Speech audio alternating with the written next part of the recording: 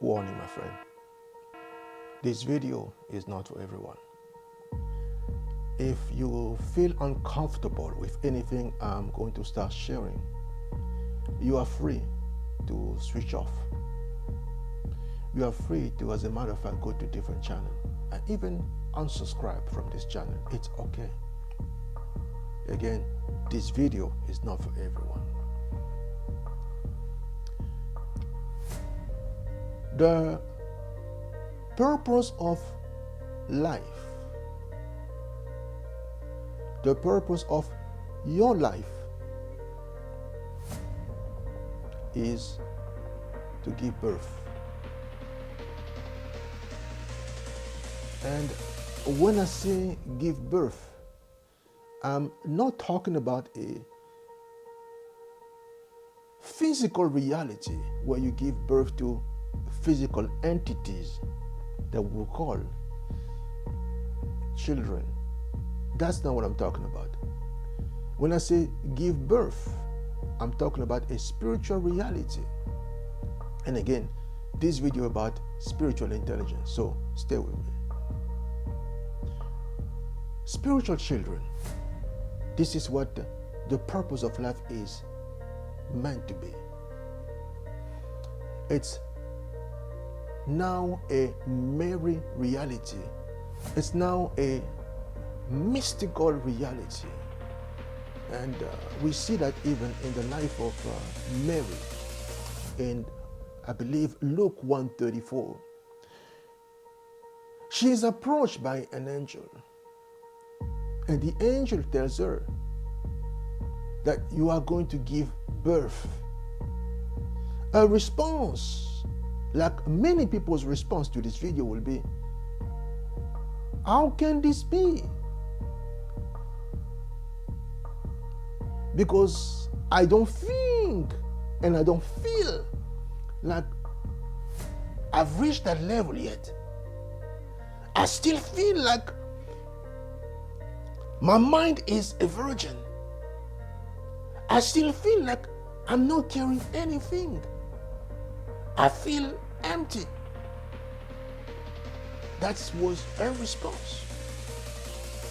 And she even did crescendo by saying, how could this be? And this is the older version. She says, since I do not know a man. And this is also probably the response of many people watching this video.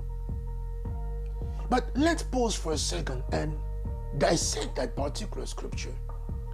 When she says, I do not know, the word know in the context of this particular place, to know is to get together with someone, and as you get together with someone, something is bound to happen.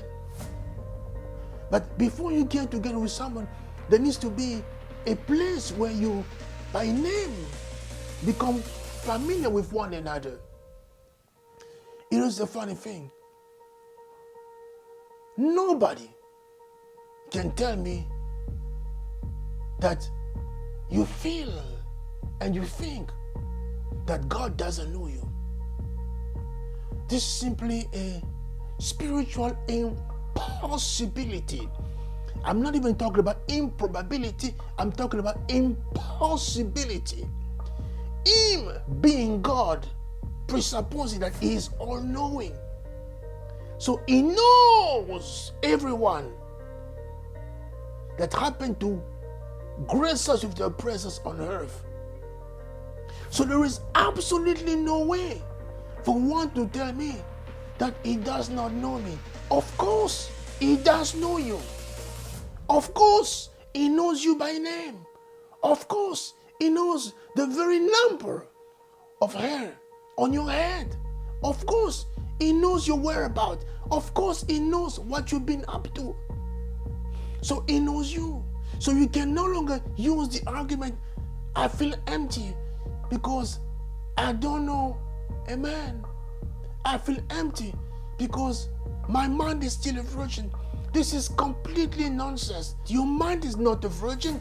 Your mind has been in contact with God, and God Himself has impregnated your mind with a great idea. And your assignment right now is to simply deliver, give birth.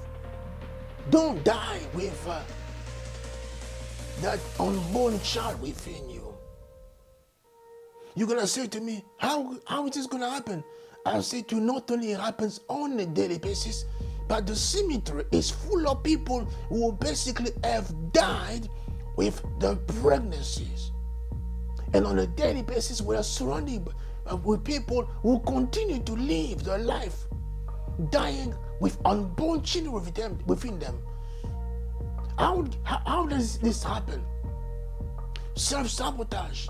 The minute you say to yourself, I'm not carrying anything, I'm a virgin, my mind is a virgin, I don't. The minute you start living in denial, the minute you start saying to yourself, yes, I need to live my life on my own terms because as a matter of fact, I'm not carrying anything, you're going to start behaving in a way that's going to be detrimental to the health of what you're carrying.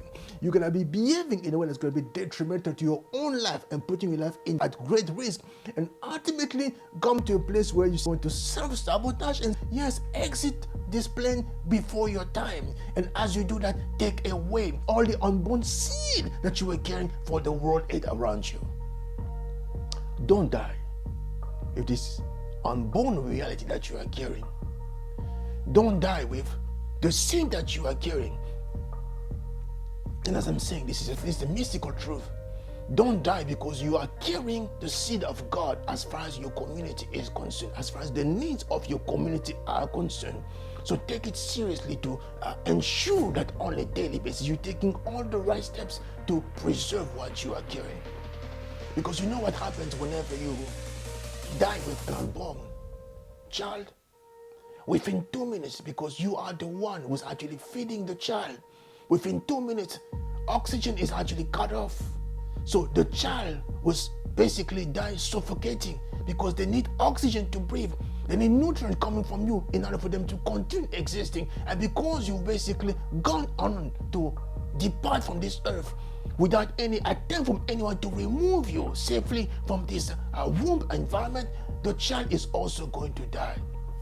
So your job as the carrier of the vision, as the carrier of the seed, is to make sure you create the right environment as far as your pregnancy is concerned. Make sure that you don't self-sabotage. Make sure you don't engage in reckless behavior that's going to compromise what you are carrying. Make sure you do everything that as far as you can to ensure that the environment in which the child is growing is actually healthy. Take your pregnancy seriously.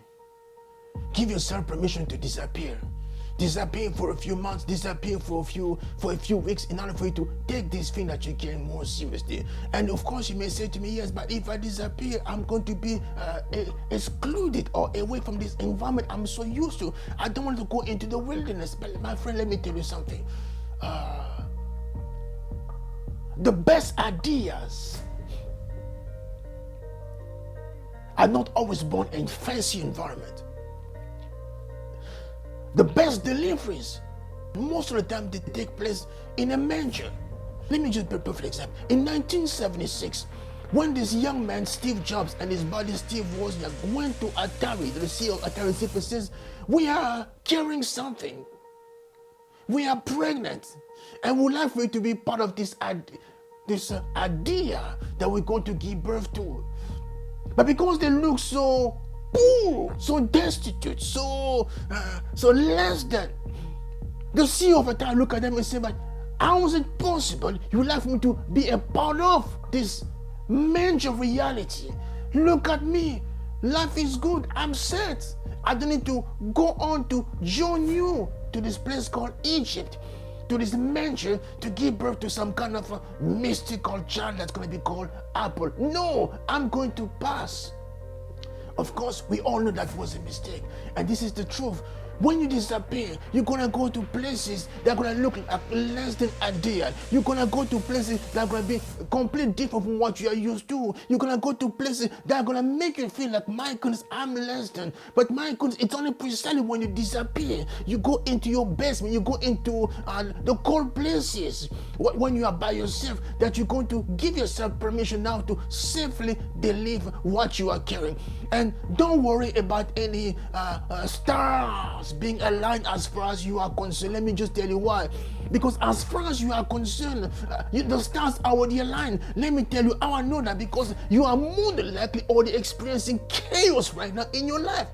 The chaos you're experiencing is simply the error in your life simply says, yes, the wise men have already come to me. They've already told me about what you are carrying. So now it is my mission to make sure I do anything and everything within my power to cause you to abort, because there is no way I'm going to let you give birth to this reality that's going to come challenge my power over this environment. So now it's a spiritual clash between what you are carrying and what already established. And this is the reason why you seem to be experiencing this chaos around you. This chaos around you is not there to simply tell you that, yes, it's not the right time. Yes, the chaos is simply to tell you, yes, the time is already right. It is now your job to make sure to take your pregnancy more seriously and go to a place that's going to be beneficial for the child. And that's now your job. So go on, my friend, to be the Mother Teresa of your world, to become the Mother Teresa of your generation. Know that it's not so much about giving birth to paper, but it's about giving birth to ideas, and ideas will then start attracting paper, will then start attracting money. Don't focus on money, focus on giving birth to the idea. So go on to become the Mother Teresa of the world. Go on to become the Nelson Mandela of your generation. Go on to become the one person who's simply going to give your country a new name and give the country a new identity. Let me end with this particular story. In 1949, more specifically on December 21st, 1949, somewhere in Africa, was born a young man that looked like he was carrying something great as far as his life was concerned. He goes on to become a soldier, and very quickly he distinguishes himself and become an officer. In 1983, everyone could say that there was something peculiar about this young man, to the point where even the president said to himself, I cannot let this young man away from my government, so let me bring him to my government. Not only that, I appoint him prime minister of my country. But as soon as he does that, he realized that, yes, what this young man is carrying seems to be too big for the two of us to be in the same environment. So I'm going to challenge this young man to simply know his place. But because the young man basically will not stay in his place, what happened is there was a clash. And eventually, the president ended up not only firing the prime minister, but also shortly after that sending him to prison, to jail. And as he's sent to prison, all these former co-workers, all these former army officers, all the army officers who knew of this prime minister simply said, no, we can't let this thing be, because we know what this young man is carrying. So what we're going to do, because we know that the president is in the wrong, we're going to depose the president. And as they depose the president and they take over the country, they run now to the prison and simply says, they're not going to do this, Mr. Prime Minister or Mr. Former Prime Minister, would you consider now taking over the country? And he takes over the country, and his first job as the president of the country is not to give birth to something that's going to be just speaking to the needs of his own family. He's not concerned about what his kids are going to eat. He's not concerned about what his wife is going to drive or what she's going to wear. No, he's decided to now go on to the next level. He decided now to give birth to what precisely he was carrying, because what he was carrying was something that was meant to transcend the needs of his own family and speak to the needs of a nation. What does he do? He decided to christen the country, to give the country a new name. He says, no, this country can no longer be called Old Volta. This country is now going to be called, moving forward, Burkina Faso. Meaning what? The country or the land of the incorruptible soul or incorruptible man. So he gave birth just like that to a new identity for the country. And that was in 1984. 40 years later, this name still stands. Why? Because someone took his pregnancy seriously and went to deliver what he was carrying, and what he was carrying was going to speak now to the needs of a country, transcend its own need, speak now to the needs of the region, and transcend its own needs, and speak now to the needs of a continent, or more specifically, go on to speak to the needs of a world that in need of a new model as far as how we're supposed to function is concerned. All right, I'm gonna stop right here. The best is yet to come, but in order for the best to be manifested, you have to remain intentional as far as what you are carrying is concerned. No longer say, I don't know, amen, because you know what? God knows you. He knows the number of the hair on your head. He knows exactly what you've been up to, and He has already deposited a seed within you. All He's waiting for you to now go on and give birth to something that's going to transform the environment around you and make history the way that you was so designed to do. All right, much love, everyone. I'm out.